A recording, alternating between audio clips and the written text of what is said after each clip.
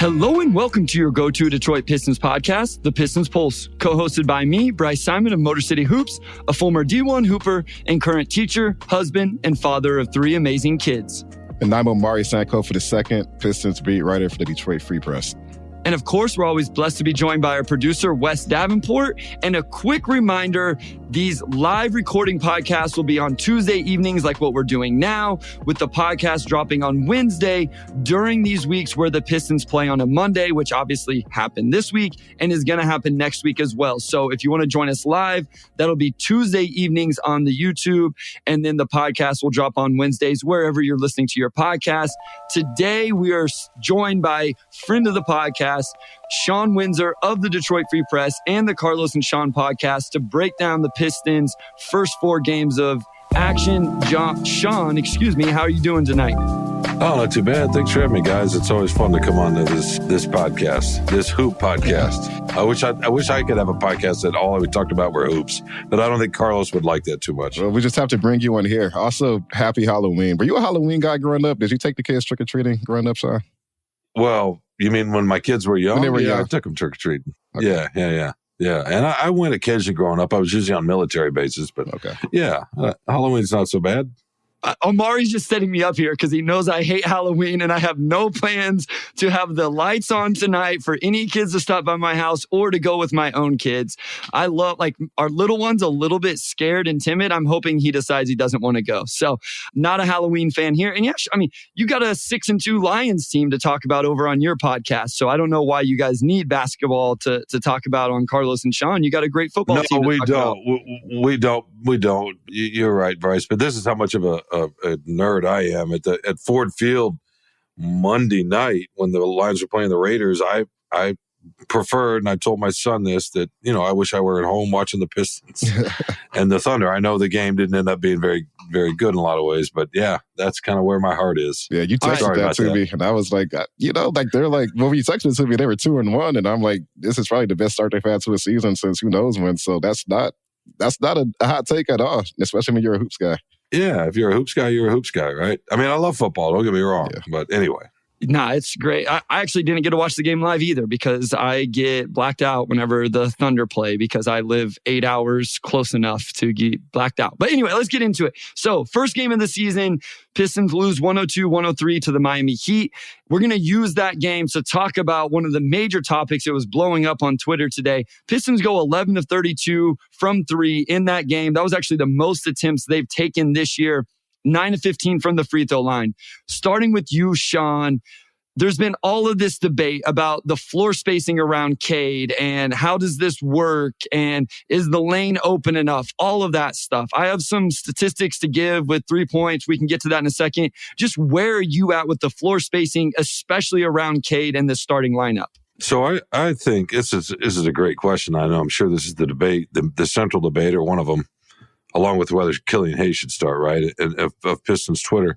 To me, it's about the context of what you're trying to build, right?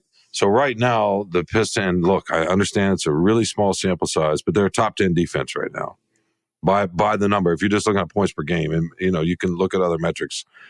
If they put their best offensive players on the floor at all times, are they a top 10 offense with the roster they have right now? Well, are we taking into account health? With the roster they have now. Okay.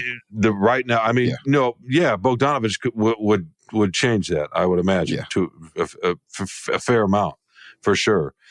But I think what Monty Williams is trying to do is get this team to play, to check. We saw last night they weren't focused in, I don't know if I should say last night, but we saw in Oklahoma City they weren't quite as dialed in, as focused. And look what happened. Boom, they gave up 120 points. Mm-hmm. They're not going to win many games, even with their full roster a couple of months from now, if they keep giving up 120 points. Right? I mean, they can be good offensively, but they're not Sacramento to me. So I would worry less about the spacing right now and let him start who's going to start and then try to rotate through and keep pounding on the defensive end and keep trying to get them connected defensively. Because to me, that's where the wins are going to come from. The offense can come out of that. To me, if you're trying to, building, right, from where they are. No doubt. I think just talking to Monty throughout, preseason training camp, there's just been a lot of talk about like this is essentially a new team, right? You have a new coach. Cade missed a lot of last season, so you have guys who haven't really played with him. Him and Jalen Duren, I looked it up the other day, I wrote it. I think they only played like 9 or 10 games together last season, so there's a lot that hasn't been figured out. But I think he really is, like you said, Shawn, just trying to set a tone early. And, Killian, of all the guys in that backcourt, is the best defensively. He's not shooting the ball well. At this point, he's probably not a guy who's ever going to be a go-to option in any sense. But the approach did work really for the first 3 games, right? Like they found enough offense to come back against Miami. They were down by 19, and then you win the next 2 games after that. And they did that with that starting lineup. So I see the plus-minus stats on Twitter and everything else. And obviously, Cade's getting swarmed whenever he has the ball. And maybe long-term, there's some stuff you have to figure out. But for now, I don't think it's the biggest issue in the world, especially since, you're getting Bogey back, you're getting Monte Morris back, you're getting Isaiah Livers back, and those guys will fix your spacing issues. I was going back and forth with somebody on Twitter, and to me, spacing is an issue, but it's more so just a health issue right now because 3 of your best floor spacers are hurt. So, as a head coach, what do you prioritize? And they have been good on defense. Even after the OKC game where they gave up 120 and OKC shot like 53%, they still have the 10th best defensive rating. So that's probably way better than anybody could have expected through 4 games so far. Let me give you some 3-point shooting stats for this team, and then I want to get your thoughts on that as well, Shawn. So they're 30th in 3-point attempts. They're less than 30 a game. 15th is 34. 5th is 41. They're 30th in percentage of field goal attempts that are 3-pointers. But here's the interesting. They're 4th in 3-point percentage, over 40%. Sasser's over 50. Burks is over 50. Ivy's over 40. Stewart's over 40. Cade's at 40. Really, the only guys not shooting well are Hayes, Asar, and then Joe Harris hasn't shot the ball very well either. So I kind of wonder with those numbers, I don't know if you guys have seen this. Do they just need to shoot some more threes to really prove to teams that they can space the floor, even with some of the guys they're minting in Monte Morris and Boyan, who are good floor spacers as well? Maybe they just need to shoot more of these on the offensive end to open up the paint a little bit? Well, I mean, that's a great question. And, again, what is Williams trying to install offensively? He wants, and it's early, so maybe they will shoot more threes as it goes on, but he's asking his guys to make a decision in a fraction of a second, right? The whole 0.5. You either take a shot or move the ball. And so I feel like they're probably thinking a little bit still. Yeah. To some degree, and there's not as much natural flow. So that I would assume would get better. And I mean, if he could also just say, hey, start shooting here more and, looking at film and say, okay, if so-and-so gets the ball right here, then let it go, period. Don't worry about swinging or whatever. Maybe that comes too, but I just feel like it's all so new. Yes, they're going to tweak from game to game, and you're right. They have some decent shooters, and they're missing a couple. But I want to go back to the defense for a second. I've never seen Alec Burks try to play defense before, and he has for the first few games, right? Monty Williams even talked about that, right, Omari? I think after the Chicago game. And Burks hit 6 threes, if I'm not mistaken, that night against the Bulls. And Williams wanted to talk about how he was trying to check. To me, they're laying bricks right now, and no pun intended for the shooting, but they're laying cinder block. How about that? I mean, that's what they're doing, and the whole vibe and the way they're competing it looks really different to me. It just looks different, and we'll see what happens. Real quick, Omari, and it's a tough. Real quick, just they're 3rd in field goal attempts between the rim and 5 feet. So they're getting to the rim and getting a lot of shots at the rim too. I think you were kind of talking about that, Shawn. And they're 13th in offensive rating overall. So we can take as many screenshots as we want and post them and do all that stuff. And I know it's real. And I know the one today was just blowing up all over of the one where 4 guys around Cade. I want to say Stu was wide open in the weak side corner and is shooting over 40% from 3. But it's not like the offense is 30th in the league in terms of offensive rating. So I just wanted to throw those out there as well, Omari. Yeah, it's again, the spacing has been an issue when you look at, how Cade's being swarmed and some of the turnovers that have resulted from that. Even Isaiah Stewart, they've, tried to trap him here and there to, challenge him as a passer. But you could take those screen grabs out. As a whole, they've been fine on both ends of the floor. So it's is it an issue? Yes, but it kind of goes back to what I said earlier, where I think it's just more so of a health issue because Bogey's hurt and 2 other shooters are hurt. During preseason, Monty mentioned that he was going to start Bogey, and I don't know if they're expecting to have him back sooner, but obviously Bogey's probably going to be out for another few weeks at least. So that's when Killian Hayes sort of entered the equation as a starter. Because I think for, Monty Williams at that point, it's, okay, do we just put Jaden Ivey in there? Or, and that he's had a pretty short leash with Ivey as far as just his defense. When he misses rotations or isn't engaged, he's putting him out of the game. And Ivey's been a lot better, I think, since then, especially on offense. He's been hitting shots. But it's really hard, I think, with the way the roster is with guys hurt to find the right balance between shooting and defense. Alec Burks has defended pretty well, but historically he hasn't. So that's something you have to weigh. Jaden Ivey has shot the bar probably better than people expected, so maybe that adds another wrinkle to it as well. But there just aren't many guys on this roster who can both defend and hit threes. And I think that's the issue now. And I'll also say that Isaiah Stewart, he's averaging 3.5. He shot it really well. He's still been a little bit of a reluctant shooter, and he's probably at the point now where he could probably take a lot more, honestly. Like, I think some of those three-point attempts could go up if he just embraced being a shooter a little bit more than he has. Somebody in the starting lineup has to do that. We know Cade could hit him. Nobody else has really been that aggressive shooting the ball. And I think Isaiah Stewart could at least fill some of that until Bojan gets back as well. Bogdanovich is obviously going to change the spacing. He's not a plus defender himself, but at least he's got a little bit more size. Yeah, right? Over Burks. So, if you want to make the argument, he should be starting Burks over Killian Hayes for spacing. But get back to that screenshot for a second, and I saw that, right? And it looks bad. I get it. You look at who's around, and you're thinking about, okay, can they really shoot? Stewart still has to prove it a little bit more to me.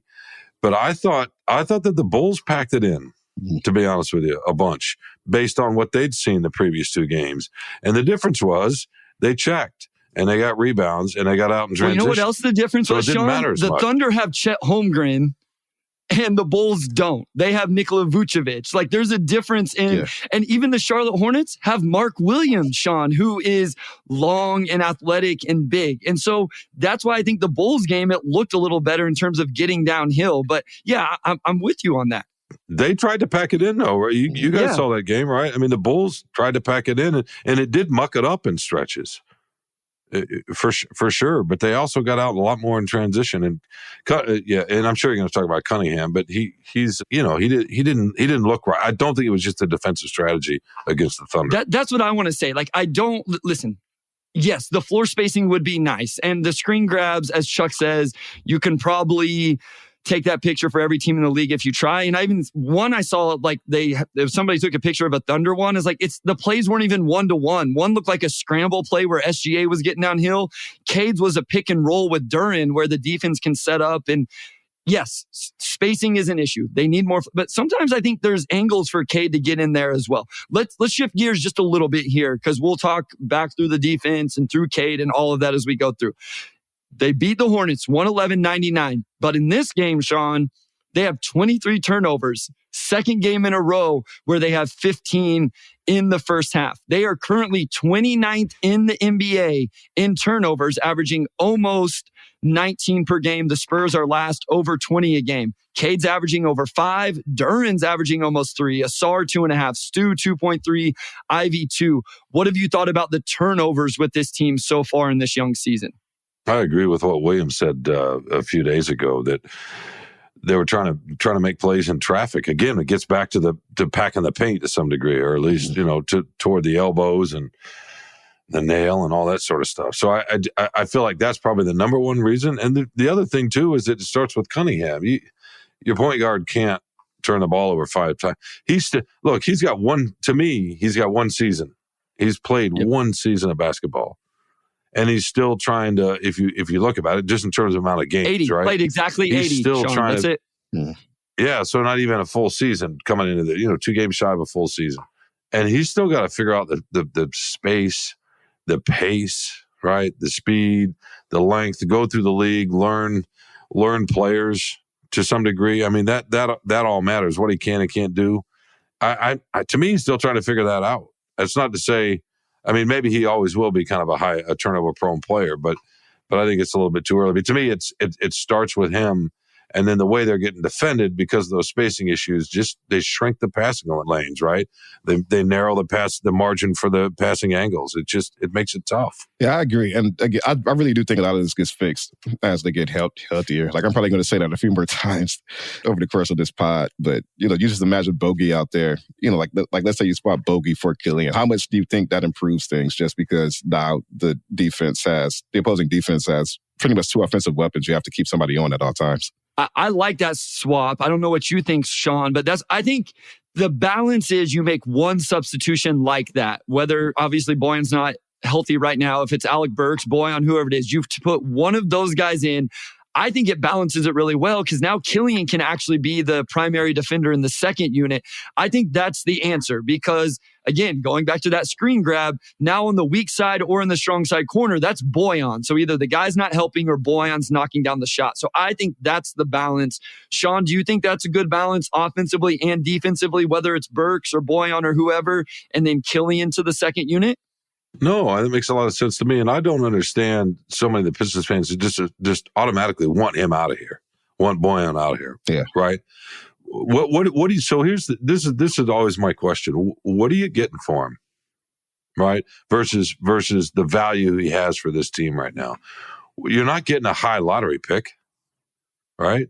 I mean, so maybe you can find somebody on a bench somewhere who's in a rotation. I mean, maybe you get a starter from some other place, but there's going to be a trade-off. So he's not going to bring a superstar back. I mean, if you get a mid-late first-round pick, that's a roll of the dice. I don't. That's what doesn't make sense to me because this guy, team's got to learn how to win. I know that's so cliche, but they do, and you got to have a few vets, and they need. He can shoot. He's a really good secondary playmaker too. And he just calms things down. He's a winning basketball player, right? And you said it earlier. He's kind of big enough. He can take some of the defensive matchups you would want, right, Shawn? Like he's not a good defender, but he's big enough that he makes up for some of that just with sheer size. He does, and to me, it gives him more flexibility. To me, if you have him, you can sit Stewart and play Ivy and go small, especially if Ivy's going to. Because at some point you're gonna have to invest in Jaden Ivey and see what you've got, right? Mm-hmm. And I get it, defensively he gets lost, especially on a weak side and team wise, that's for sure. But to me, think about that lineup, right? You got Thompson, Cunningham, Duren, Bogdanovich, and Ivy. That could get some run at some point. Start it to me. Now Stewart's really, really important, obviously. But, I might make an argument for that five getting some time. Shawn, that's my starting lineup since the preseason. And I know, Amari, we got to get you in here, but my thing is, let's put the pressure on Jaden Ivey. Hey, you take those defensive matchups. Asar can take the number one. You take the number two guy, and let's see what you have defensively. And quite honestly, he's shot the ball really well so far this year. So I love that starting five. Amari, or that five, whether you start it or not, it needs to play minutes when everybody, again, as you said, Amari, is healthy. Where are you at with some of this stuff? I mentioned this earlier on Twitter. I actually don't hate Jaden Ivey coming off of the bench. I do think long-term, you probably do need to figure out how he plays next to Cade Cunningham. They obviously didn't get that time last season, which was really important long-term.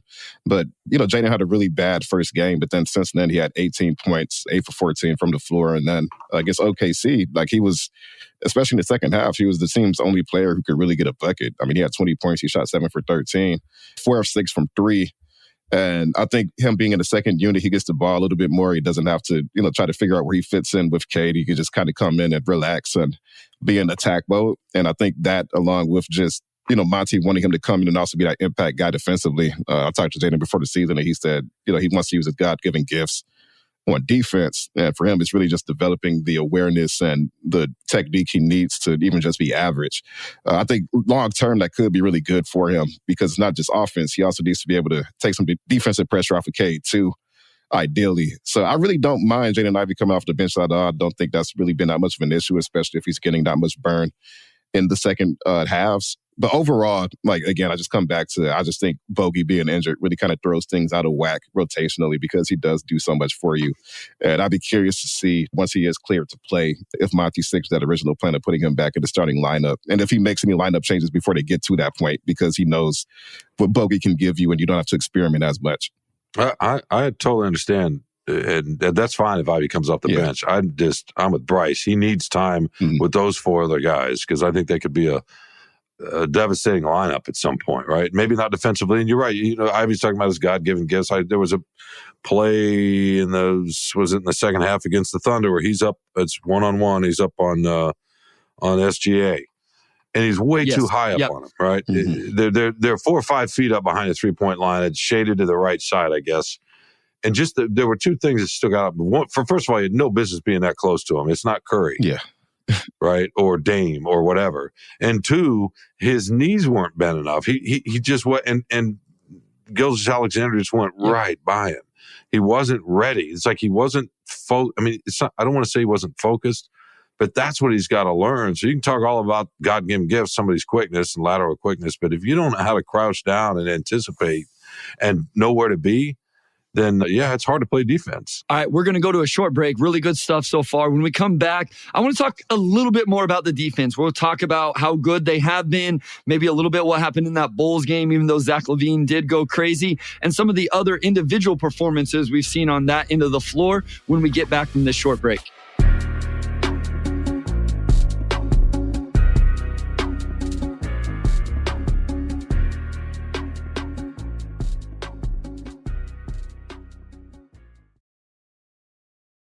All right, we are back with segment 2, and we're going to dive into the defense here. I actually wrote some of this stuff in the story that's going to come out tomorrow, but they have the 10th best defensive rating right now. I think they were 7th before they lost to the Thunder on Monday night. They hadn't had a team shoot above 42% for the Thunder game. They held all 3 opponents below 104 points. Again, I think, just going back to what Monty talked about on defense and then seeing how quickly that's translated. Would you guys agree that they're really ahead of schedule, maybe in that area, just given where they were the past few seasons? I mean, Jalen Duren's improved, I think, significantly. His awareness, his timing is so much better. Isaiah Stewart, I think, is, him and Duren have really formed a pretty formidable front court just with the size and the strength you have there. And then Asar, I mean, some of the plays he had against LaVine and then Shea Monday night were just like, his anticipation is really incredible. I think he had 3 blocks. I think 2 of those blocks were on Shea. Like, he just kind of shadowed him when he drove to the rim and then blocked it. And some of the stuff Asar is doing already is just absolutely insane. So you combine all of that, and it seems like this team has what it takes to remain above average defensively from start to finish. Like, I don't see anything they've done so far that's not sustainable. Yeah, Shawn, what are your thoughts on Asar? I got to hear this because, this kid has been incredible on the defensive end. He has. It's funny, you mentioned when he was checking Gilgeous-Alexander the other day. At one point, I felt like Gilgeous-Alexander was going to the rim, and he was right with him. And you know how he throws his head back, like Harden does, trying to draw the foul, sort of fake contact, right?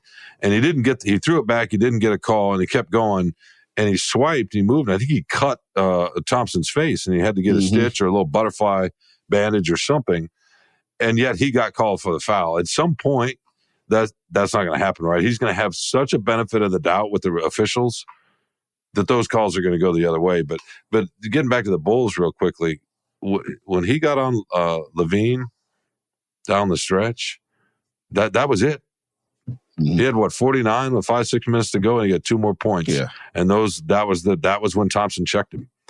Solely checked him, right, because he rotated over on DeRozan for a lot of the game. And I don't know about you. How many times did you see Zach LaVine's jump shot get blocked? He jumped so high. That's kind of crazy. You right? don't block that guy's jumper, not that guy's. Yeah. And he blocked his a jumper. And everybody was talking about when he streaked down and picked him from behind. And that was great. That was great hustle. And LaVine didn't know he was back there, right? That was just as much the Bulls' teammates' fault for not yelling that, hey, somebody's coming back or whatever. And that was great. That showed a lot of hustle and anticipation. But his ability to stay with people stride for stride, and so far, for the most part, not foul, is you're talking about God-given gifts, right? Ivy's is as he maybe doesn't have that second quick jump like Thompson does, but he's as athletic as Thompson, isn't he? So why are they such different defensive players, right? Yeah. It's a cliche, but Thompson just has instincts you can't teach. Like, you look at some of the weak side blocks. Exactly. Like, you see how he rebounds. He's like a stick figure against some of those centers, and he's just like rising right above them. Like, that's just stuff you can't teach. Either you have it or you don't. And I'm just thinking NBA wings in general, there's only so many guys who can do that, period. Not just guys in the NBA now, but just you think of years past too. Like there just aren't that many wings who come in. They're day one effective defenders against these guys. I mean, the star's averaging 11 rebounds a game. He's just doing all sorts of stuff, 2.5 blocks. It really has been crazy to watch. And he's 6'6", right? 6'6", 6'7". Jimmy Butler was calling up Bam or whoever to get him off of him. Yeah. on opening night, right? It was opening night. So that's what's going to happen. I mean, it's crazy. It's crazy. This is where this team, the next iteration is, how do you not allow teams just to switch Ausar off of whoever he's guarding? That's what they're going to have to do, is because you can't just let teams come up, set a ball screen, and switch Cade or Burks or whoever onto their best player, because you got to keep Ausar on them. That Bulls game, yeah, Levine had 51. It was weird matchups. Cade started on him, and then eventually Ausar switched over there. DeRozan had 20, Vooch 12. Nobody else had more than 5. Kobe White and Patrick Williams didn't even score. They're 5th in defensive field goal percentage. So now here we can talk about Jalen Duren and Isaiah Stewart, even a little bit of Marvin Bagley, Shawn. Other teams have the worst field goal percentage in the league within the rim to 5 feet. We have the fourth most attempts, but the worst field goal percentage in the league for their opponents from the rim to 5 feet. I think that speaks volumes about Ausar, right? He does some of this as well, but maybe some improvement from Jalen Duren, Stewart. And again, I don't love Marvin Bagley defensively, but I think he's been a little bit better. Now, it was a low bar, but he's been a little bit better. What do you think about the interior defense of some of these bigs? Well, first of all, Bagley's trying, right? And he's competing, and they all are. God, I hate to say this because I don't mean it as a slam at Dwayne Casey. All right, sometimes it just happened. The coach is there for a while, but for whatever reason, the compete level, it just wasn't. It wasn't there last year. Injury had a lot to do with that too. Not having Cunningham for the whole year for sure. So I'd start with that with Bagley. With Stewart, he's always had that ambition to be, a top defender in the league. He's just getting smarter and more experienced. And the thing about him is his rim protection is fine, but it's just hard to move him. And if you can't move somebody down there and get the space to get comfortable to shoot, then your percentage isn't going to be great. And then Duren has probably, to me, made the most improvement. He has a much better sense of where to be, right? When to cheat off, when to help, when to get back, where kind of the ball is, where the ball might be going. I mean, that he looks like he belongs in the NBA in that way now. He's looked like belonging in the NBA from the minute he stepped on the court with his body. Yeah. But now he looks like it as a play. I mean, he's just so comfortable. And you see it on the offensive end, too. I know he's had some turnovers a little bit, but, he's out directing traffic up top a few times. That tells you when somebody's comfortable, right? When they're dribbling and they're using their other hand to point to direct people as a 6'10 center or 6'11, whatever, at 19 years old. So I think we see that defensively, too. No doubt. I mean, and just again, he's 19 years old. Like, I think you forget that watching him, and it makes it a little bit easier to forgive some of the mistakes you see. But really, I think in the grand scheme, the turnovers have been, for him, it's been fine because you want him to develop that playmaking instinct. Like some of the high-low passes he's had with Isaiah Stewart, like I just feel like he's just been significantly better in that area as well. Yeah. And I will say the one thing I want to see defensively in the ball screen is I want to see him just be a little more active. At times, he doesn't use his length as much as I think he can. They're kind of playing him in deep drop coverage, which we saw Chet in Oklahoma City take advantage of that with some of the pick and pop stuff. I just would like to see him be a little bit more active. But there's no doubt, there's no question he has improved. He has gotten better. And then the last game we've seen was that aforementioned Thunder game. Thunder have been really good this year. I know they got blown out by the Nuggets. The Nuggets look insane, but this was a 112-124 loss. They look so good. Oh, my God. The starters look incredible. And then Peyton Watson, Christian Brown, all of these guys are hooping too. Julian Strawther as a rookie was good in the preseason. They're better defensively than a year ago, and they lost Bruce Brown, right? Yeah. People thought, chemistry matters. But to your point about what Monty Williams is trying to build, the Nuggets are a good example. They're the second overall best defensive team in the league right now. Phoenix is right behind them, and those are two of the best teams in the West. Denver's probably the best team. That's where it starts. I don't know if we talked about before on the podcast. Golden State, when they were at their peak, they were one of the 2, 3, 4 best defensives in the league. Yep. Right. Mm-hmm. And that's in Monty Williams' sons. They got up in you. That's how they started to win, right? It wasn't just Booker chucking everywhere. Yeah. I want to ask, what is your overarching takeaway maybe from that game? Because I know, and I've seen it here in the chat a little bit, that some of the teams early on, they haven't been great. The offenses weren't great. Then you go play the Thunder in Oklahoma City. They're kind of off a tough night. What did you walk away feeling from watching Monday night's game versus the Thunder, Shawn? Mine was, I'm excited about this team. It's improved. The defense looks better. They got to shake some stuff out with the spacing. We've talked about that at length already. But I'm not sure the play-in 500 record stuff that some people got excited about after the second win is really there. I think this team is going to be better and maybe flirting with 30 wins like we've talked about. What was your takeaway after watching them against a pretty good, young, and talented Oklahoma City Thunder team? I think the Thunder are going to, have the skill and the talent, and maybe the experience. I know they're young to be a top 4 team in the West. We'll see. Right, that was a motivated team that had been just embarrassed the night before by the Nuggets, and you could see. And I think Gilgeous-Alexander struggled a bit. He hit one, maybe he was 1 for 15 or 1 for 16 against Denver. Yeah, and there's no way that was all Denver's defense, right? Mm-hmm. I mean, NBA players don't. It's not generally because of defense. They just have an off night. So when I actually saw that stat the day before, that morning of, I guess whatever that was, Monday morning, when I saw that stat, I thought, okay, they're in trouble, and the Pistons are in trouble because that's what NBA players do. So you kind of knew that was coming from him, and you figured it was just going to be a really tough night. And then you add in, it's not that they didn't compete; it just they didn't seem as focused. And I to me, that gets back to Cunningham. I don't feel like he knew what he was doing, like he knew what he wanted to do. He was uncertain, and he was. I know he plays with pace and change of pace in particular, and he's got great hesitation and all that. But I thought there was a little bit too much uncertainty into his game, and it played right into their hands. Yeah, I feel like a lot of that would be fixed if he just passed out of double teams quicker. Honestly, it seems like he kind of buys his time waiting to figure out what to do, and it's like you can't do that. Do you remember the turnover? He got doubled. He was on the left side, on close to the block, and he got doubled. He wasn't exactly on the block, but down there somewhere. Yeah. And he was waiting, and he had an easy pass right out to Burks, right, just to get it out and try something else. But he didn't want to do that, and he tried to make a pass up to the top to get an open 3, and it was tipped, and there was a turnover, was a run out the other way. Stuff like that. Like just make it a simple play. Yeah, just make the simple play. In the Chicago game, they had played so well, it looked like they were going to blow Chicago out, and then Caruso baits him into 2 just kind of careless turnovers where Caruso rotates off the ball. I also listen, I know I'm preaching 3-pointers. That's what I did as a player. So I think he doesn't take enough threes. He's shooting 40% right now on threes. He's taking 6.3 a game. That's okay. I think he should take 8. Stop turning down. Go ahead, Shawn. No, I was just going to say, look, can we talk about his threes for a second? Yeah.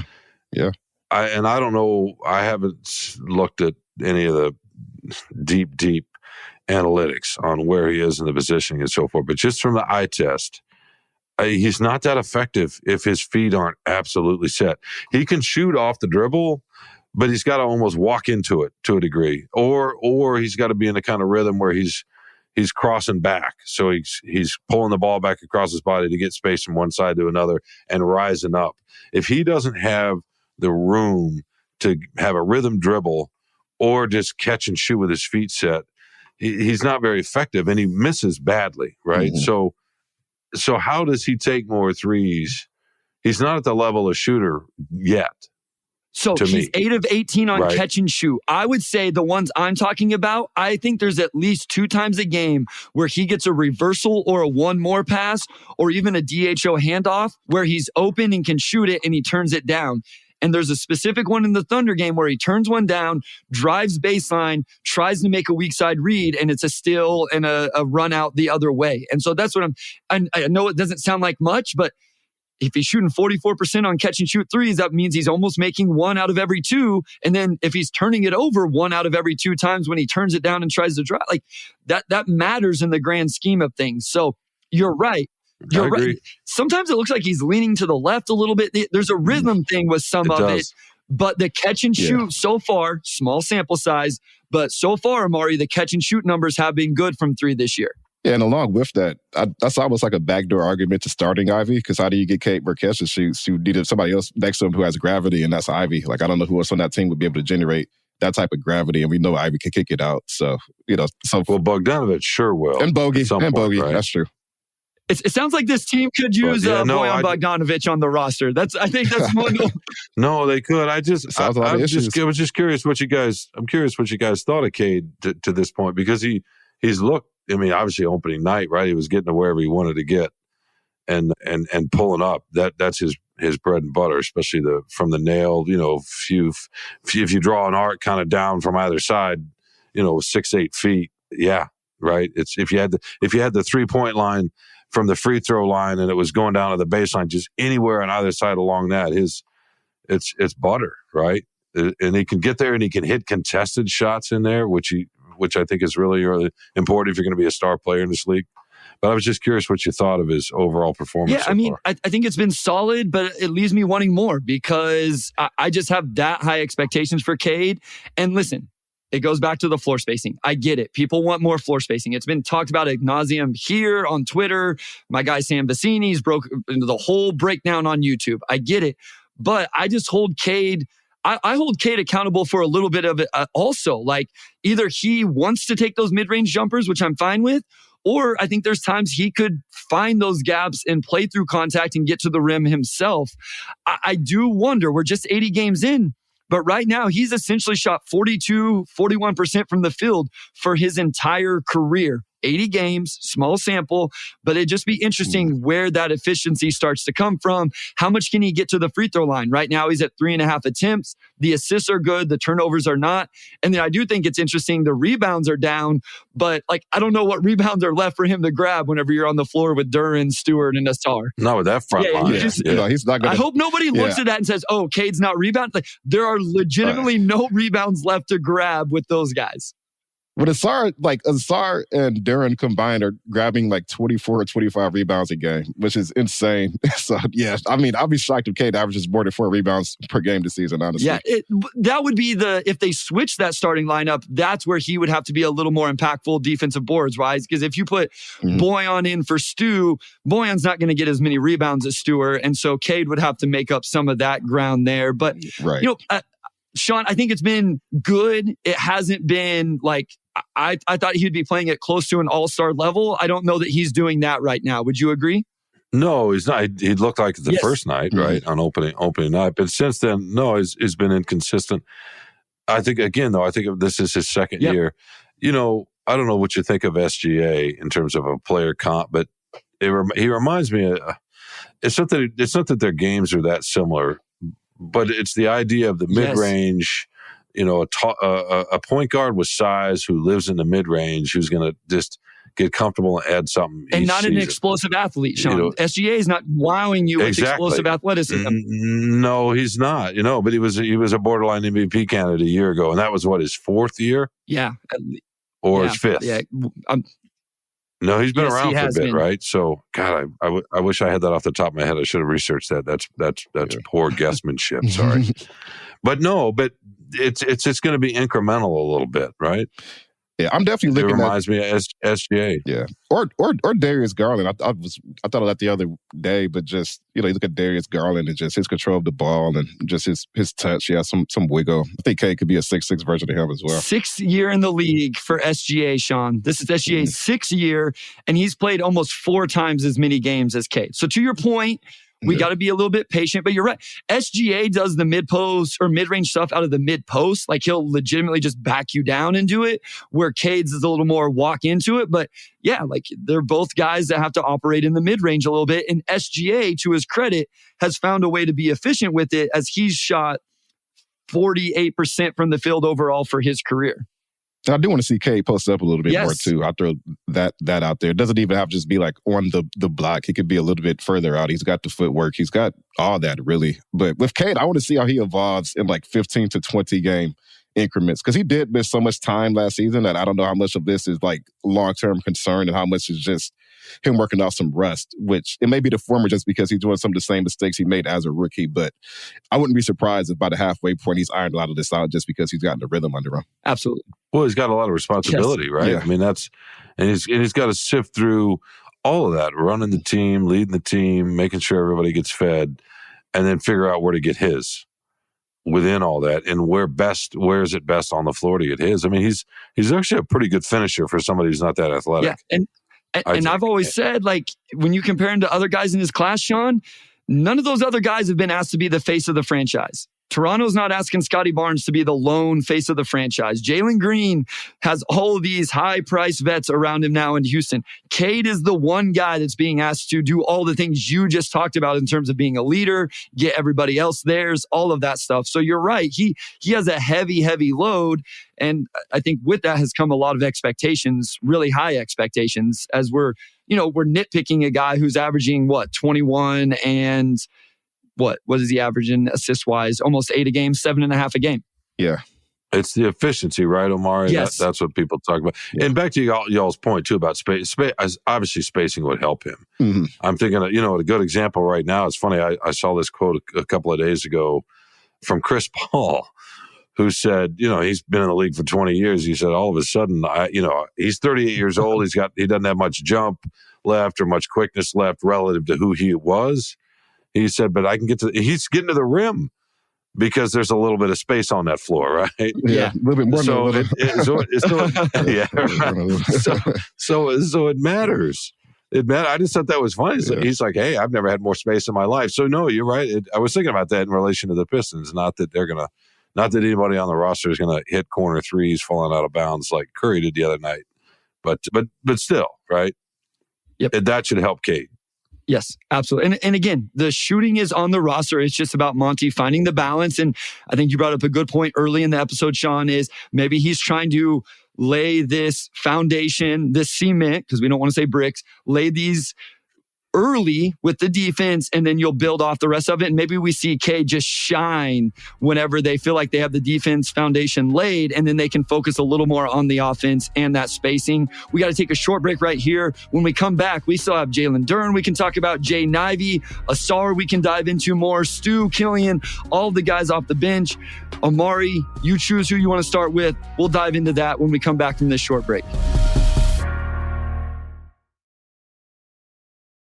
All right, we're back with segment 3. Let's get into Beast too, because he's shooting the ball really well, but I think even beyond that, he's shown some playmaking juice that he didn't always show last season, and there's been so much debate about him playing the 4.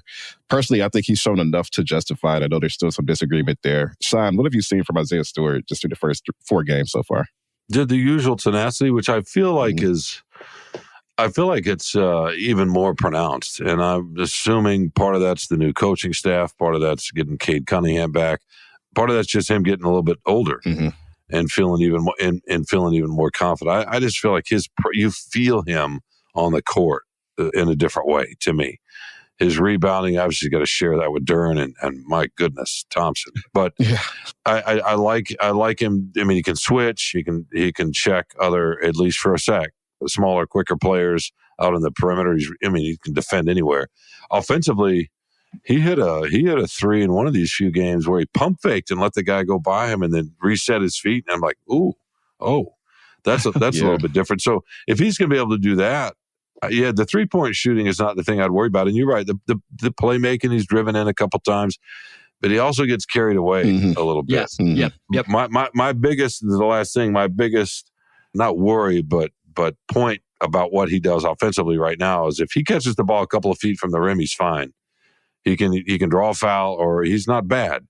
But there have been too many times where the team has posted him up 5-6 feet away or given him the ball even a little bit further away, and he's in no man's land. And it almost always leads to a turnover or a miss. I don't think that's something. And I know he wants to grow his game, but to me, that's not where his game is right now. Yeah, he's found a good balance of the 3-point shooting, but also finding some paint shots this year.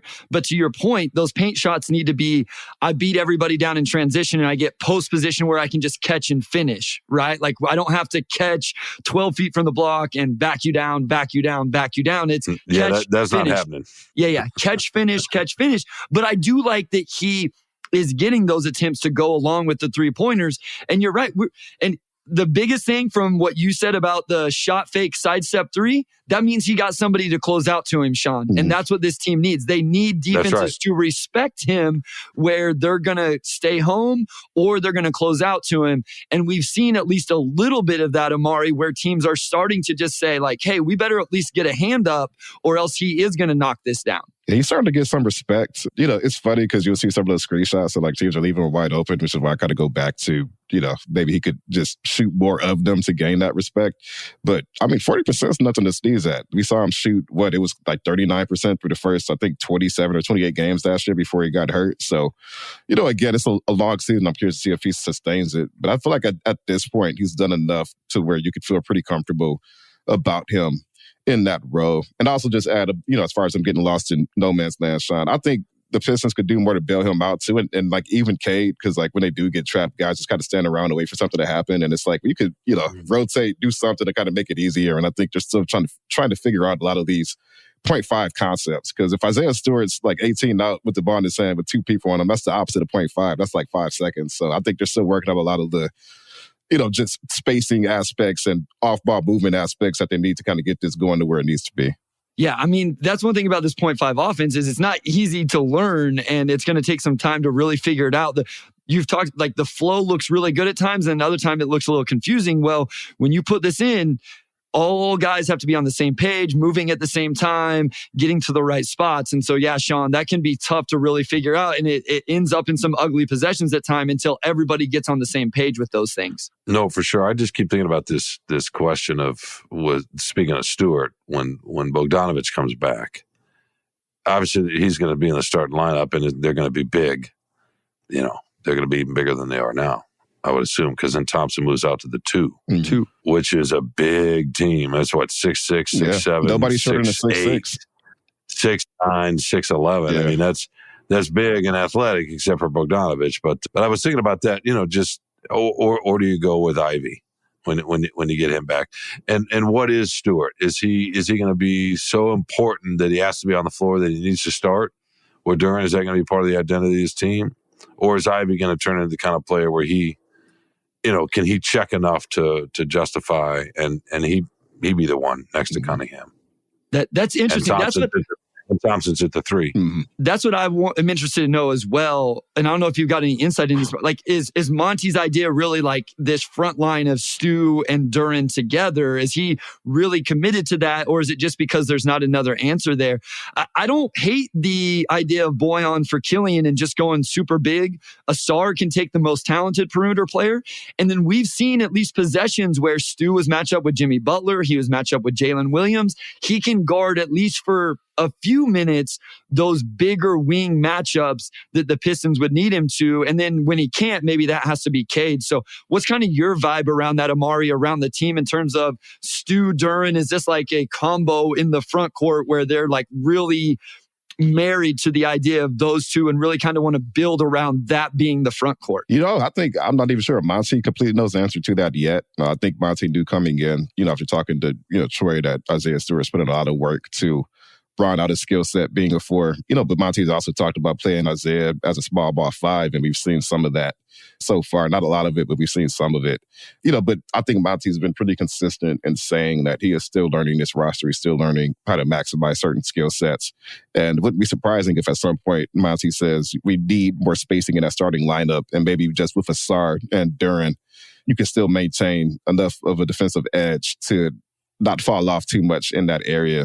In which case, maybe you do bring Isaiah Stewart off the bench. And if that happens, at that point, is there enough room in the rotation for Marvin Bagley? Do you just go with Duren and Stewart, which I think you could do and probably feel fine with, especially if you have Stewart as a small ball floor spacing 5, which the Pistons currently do not have. So I think Monty's still in the midst of figuring out a lot of this. I think from a front office standpoint, they have invested in Jalen Duren and Isaiah Stewart being that front court of the future. They're the dog pound. I think they've shown pretty good chemistry so far. But a lot of that, too, is going to be matchup dependent. Like if you're going against a team like Boston, maybe you want that size up front. If you're going against a team like OKC, where up until this season, they were like a really small team, you probably don't need that. It's a little bit overkill. So, I'll be curious to revisit this maybe in December or January and see where we're at, because Monty really has been pretty open about him just figuring out where guys are and how he can maximize his skill set.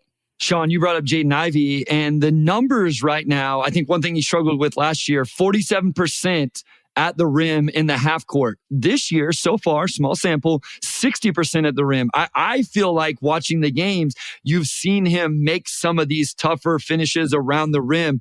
What have you thought about Jaden Ivey just in regards to that? His ability to get into the lane, pressure the rim, pressure the defense, whether it's transition or the half court. And then now it's showing, I think, a better ability to actually capitalize and finish on those attempts around the rim. Well, other than the game against Miami, I feel like he's been a lot more patient in making sure there's a crease.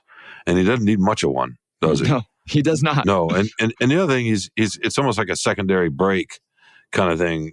It's a delayed transition where he's dribbling, sort of taking his time, and then from three-quarter to quarter, just as you get in the half court, he sees something and he goes. He's done that a few times too. And if obviously he can finish with his left, but he sometimes he likes to go from left to right and kind of finish with his right that way when he sees a lane. But I just feel like he's been, other than the Miami game, really, really smart and patient. And against Chicago, it's funny because he had a couple of plays that were turnovers that were just, he's got to learn. They were bad choices more than, not bad, but they were, the wrong choice more than anything else. He also, though, Amari, you'll recall, he had a couple of plays where he went in and it was a beautiful kick out. Mm-hmm. Driving in. He's done that a few times. So you see the playmaking, and that's what we saw the last 6 weeks of last year. It wasn't just the scoring, it was the playmaking. I mean, he was their best player. Mm-hmm. And that playmaking was, and I saw a little bit of that against Chicago, and then he had a couple of turnovers. I was just thinking, okay, Williams is going to have to ride that out at some point, because I think there's a lot to be had, not just scoring from him, but making plays.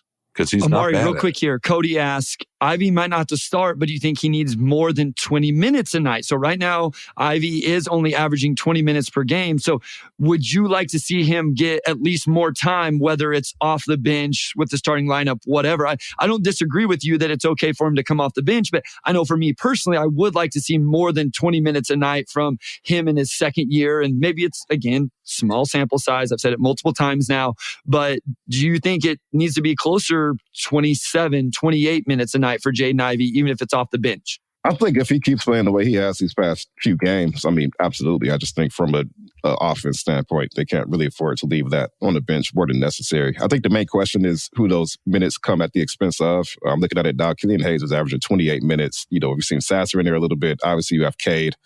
Then at some point, Monte Morris is going to come back too, and Monte's really, really going to have some tough decisions to make with that backcourt rotation. I think at this point, you could justify probably bumping Jaden Ivey up to like 24, 25, right? And that probably eats into, Sasser a little bit. That probably eats into Killian a little bit. But, especially on nights like last night, against OKC, where like defensively, you just don't have it. Maybe you do dial up offense a little bit and just see if you could get some buckets, because they actually shot the ball like decently. It was just everything else that was bad. So that wasn't the issue. So like you could get to 24, 25 with their guard depth. I don't know what his ceiling is as far as that, especially if he's not starting. I just think you have so many guys back there that there's going to be somebody who's probably getting the short end a little bit. I mean, they shot 15 to 28 from the three-point line against Oklahoma City, so they shot it really well. And again, they've been shooting it well from three all year, 40%, over 40%. They just haven't got a ton of them up. They're last in the league in number of attempts. You just brought up Killian Hayes. So, Shawn, I want to get your thoughts on Killian Hayes, because really we've talked about Killian with this starting lineup and where he fits. And at times we're like, okay, who should be going in for Killian? So let's just talk about what we've seen from Killian. He's got the start in 4 games. And Killian has now played 172 games. So for a long time, and rightfully and fairly so, it was kind of the Cade conversation that we've been saying is he's barely played a full season. He's barely played any games. He played 76 games last year, over 170 now. He's 29% on catch and shoot 3-pointers. He is 25% overall from 3, 32% from the field. Where are you at with Killian Hayes, Shawn? Do they need to keep investing in him? Should it be investing in him coming off the bench? How do you feel about the defense? Is it as good, as impactful as what a lot of people seem to think? He's still a solid defensive player. I don't know that he's quite. Maybe it's because he's not getting the best assignment or the best player like he often did, the best perimeter player whenever he was on the floor. He doesn't look quite the same defensively to me. He still looks solid. I like his mid-range. He's been fairly effective with that, even though his overall percentage, but the 3-point percentage is dragging that overall percentage down, right? Because it's so bad. But to me, he's a bench guy. But this gets back to Ivy for a second. I think Williams and his staff decided they wanted to set a certain kind of tone. They wanted to play a certain kind of way. They wanted to compete a certain kind of way, and they wanted to start defensively. Weaver talked about it. Tom Gores is talking about it, right? The owner of the team. And not that he's passing down edicts, but Hayes is a better defensive player than Ivy, and so they're going to go with that. However, I also think they want to make Ivy earn, right? Mm-hmm. That's what I think. They want him to earn it and show it, and a lot of times that can be a more meaningful way to get those minutes. When you can get something out of somebody, because they don't have to play him. I mean, they don't have to start him and give him 35 minutes a game. They can do what they're doing now, and if he keeps getting a couple of more minutes. But I think Hayes is ultimately a decent rotation guy, right? I mean, if he comes in and defends, and he's got a nice pull-up mid-range game, and he can hit it with somebody in his face. Almost 50% on 2-point dribble pull-up. So, the numbers back up what you're saying, and you're right. It's kind of the 3-point percentage, maybe some of the stuff around the rim that's dragging down the overall percentage. But, the mid-range has been decent. We even going back to last year. I hate to cut the Killian Hayes conversation, but you bring up something interesting. Omari, I'd like to get your thoughts on this as well. Obviously, if this is what Monty's plan is, and this is what the coaching staff's plan is, there's no reason for us not to believe in it, is just to make Jaden Ivey earn it. Go through this quote-unquote tough time, learning experience, growing, whatever you want to call it. The end result is going to be so worth it. I mean, obviously for us that cover the team, talk about it, fans, but for Jaden Ivey as well, right? So I've seen the fan base, Omari, get really upset that rookies came in and were just handed the keys to playing time and didn't get taken out whenever they played bad. And so why are we not excited that they're doing this with Jaden Ivey and holding him accountable to whatever they feel like he's not doing that they want him to do? I think as a fan base, we can't have it both ways. We couldn't be mad when they weren't doing it and then be mad when they are. And obviously there's something Jaden's not doing, whether it's practice, defensively, whatever, and he's going to come out better on the other end. I think we just have to hold true to that. And I actually talked to Monty about his philosophy on that a good amount during camp. And one, he said he doesn't like having players play through mistakes, especially young players. He thinks that encourages bad habits. And his philosophy is, you have to execute when you're on the floor. But he also noted that it's not just in games. It could be something behind the scenes in practice that could lead to that decision as well. So, to your point, Bryce, it could be something behind the scenes with Ivy that Monty doesn't like, and he's trying to make him earn it. But I think along with that, I think, could Ivy play more? Yes, but how much have they left on the table by not playing him more, right? They're 2-2. They lost against OKC because of defense. It really wasn't because of offense. And, what issue would playing Ivy more fix right now? I don't know if he necessarily fixes anything by playing more except getting you more points in exchange for defense. So long-term for his growth, holding him to that standard could be the best thing, not just for him, but for the team. Ivy wants to be better defensively. He's talked highly of Monty and, just the way he's handled the rotation and team so far. And you have Alec Burks, you have all these guys in that backcourt that could get you buckets. So the best version of Jaden Ivey long-term is somebody who could keep the ball moving, obviously score, get to the rim, knock down, catch and shoot threes, but also really, really defend. I mean, he's 6'5", he's got a big wingspan, he's got all the tools you would want from a guy to be, if not a lockdown guy, at least above average on the perimeter, and he hasn't been that. So I think, it is proving a point to Ivy, right? We know what you can do, but you got to get better at what you can't do if you want to get consistent minutes on this team. And long-term, it could be the best outcome. All right, Shawn, we got to get you out of here on this. What is your final thoughts? What's going to continue with this team? What is real? What isn't real that you've seen so far? Is there some overarching thought, maybe some not hot take, but maybe an overreaction? Anything from the first 4 games? We're going to have 4 new games coming up in just 6 or 7 days. Anything about this team right now that's excited, you're really looking to watch for? What's your final thoughts here? I love the connection between Cunningham and Duren. Offensively, obviously, but defensively too. But I just, that connection, those two seem like they have the potential to be, the anchor, the anchor of a really, really good team in a few years. And I think that's the most promising thing if you're a Pistons fan. And then you put Thompson right next there, who's just, we'll see what happens offensively with him. But yeah, those three together, but particularly just the Cunningham, Duren, I don't want to say Sean Kemp and Gary Payton because the comps aren't great, but it kind of reminds me of that a little bit, just in terms of Duren's athleticism. So that, and then the other thing is I still think they're going to be 31 team, maybe 35 if they get a little bit, get a break here and there, but they're going to be largely competitive. And they're going to be competitive with some good teams, especially at home, and maybe in some tough losses. But they're going to be interesting to watch and compelling to watch as they're going to compete. And it's okay if they only win 32 games or whatever. That's still double or just about double. Yeah, that's a 15-win improvement, and I'm with you. The Cade, Duren pick and roll is in my notes from every single game because there seems to be real chemistry there. Omari, real quick, overarching thoughts, themes, takeaways, something you think is going to continue that's real, maybe something that's not real. Yeah, I just think Jalen Duren, just what he's done so far. I actually forget what he's averaging, but I remember a few weeks ago I said he would average 12 and 12, and there was some debate. You are winning that bet right now. You said 12 and 12. He is averaging 15.5 and 13.3. Yeah, and 2 blocks or 2.5 blocks or something like that. So I just think he surpassed all expectations considering how young he is. I just think he's really ahead of the curve. You see the passing flashes, how much he's improved defensively. Obviously the vertical spacing, which he has since last year. But I just think he is, what he's doing now is what I expected from maybe year 3 or 4. I didn't think we would see that in year 2, and he has to sustain it. But if Duren is already this good, and he doesn't turn 20 until next month. Well, I say that. This comes out on November 1st, so this month. We're recording on Halloween, folks. Just what is his trajectory long term, right? What else could he add to his game? I think it really makes you wonder, just as you look at the hierarchy of this team, if Kay's your number 1, is Duren your number 2? Is he the defensive anchor who's also good enough on offense that teams really have to contend with what he brings? So I just think he's blown away a lot of expectations so far. He could be your number 1. Okay. Hey, there we go. There we go. I mean, no. If a jumper comes, if a jumper comes, he drove the length of the floor against Oklahoma City and ended up with an and one. Yeah, falling kissing down. it way up off the top of the glass, right? He showed off his handles during Summer League. I was like, what? I know. No. I know that's crazy to say, but in 5 years, he might be the best player.